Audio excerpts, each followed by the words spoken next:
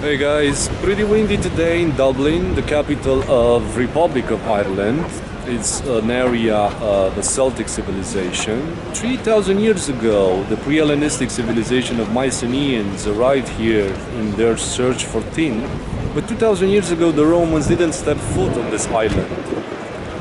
On the 5th century, it is known that Saint Patrick lived around here and he Christianized the entire island and also neighboring parts of Europe. It's a symbol for Ireland and it's celebrated in 17 March every year. Another symbol of Ireland is the shamrock. It is believed that Saint Patrick used this young plant in order to explain Holy Trinity. A third symbol of Ireland is the harp. And it is believed that somewhere in the 7th century, a Celtic civilization established a settlement around here. But the city of Dublin was established in the 10th century by the Vikings. The Vikings are probably the most influential civilization of this island. They, along with a Christian community, they merged and they formed the city of Dublin. In 1169, 100 years after the Norman occupation of Britain, the Normans arrived also here on the island, and after their arrival they started building beautiful constructions. The first one was the Castle of Dublin. It is behind me a few hundred meters, and the name of Dublin comes from the junction of Puddle River that used to flow behind the castle with Liffey River that you see behind me, and where they met used to form a black pool. The Irish word for black pool is Dublin. And also during the Henry VIII, he conquered this side, the east side of Ireland, and after him Catherine Elizabeth I was the one who built the first college in Dublin, Trinity College. It is open to public and you're going to find there a very beautiful library.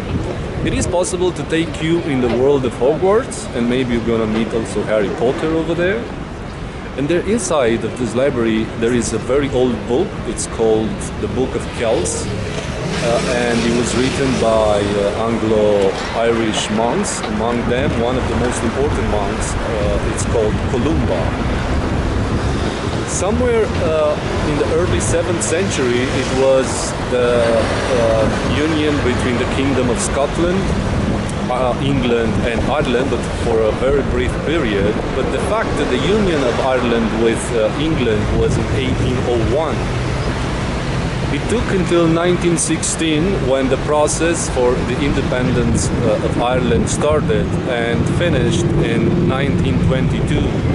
And afterwards we know this country as Republic of Ireland or Ireland. Dublin is a city that has about 1,300,000 inhabitants, and you have a pretty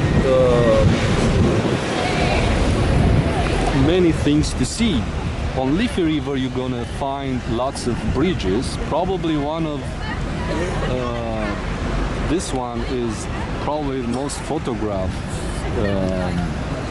bridge over Liffey River.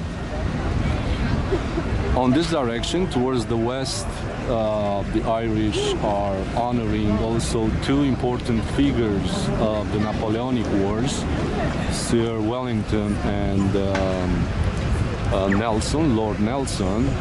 There is a park, Phoenix Park, on that direction. There is a huge memorial dedicated to Sir Wellington.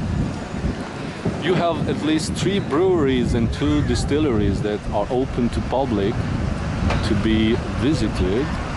You have definitely the Castle of Dublin. You have the Museum of Archaeological. You have the National Museum, the library, the National Library. Lots of places to visit, and at least half of the places that I mentioned are free of charge. You can visit them without any fee. This is O'Connell Bridge. It's this guy that stands over there. Usually it has a seagull on top of his head.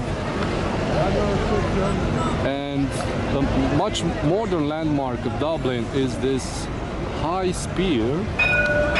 It's a stainless steel spear, has about 121 meters high, and at the bottom and top it's lit during the night.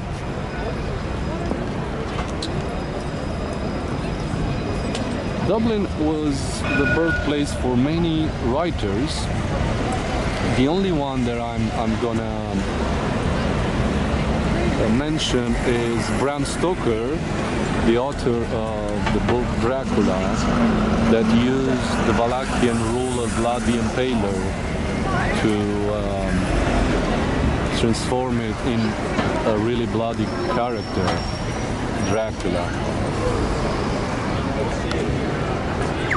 This book also put on the map my dear country, Romania, for some people.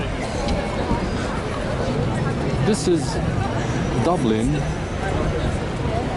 capital of Republic of Ireland. I will see you next time.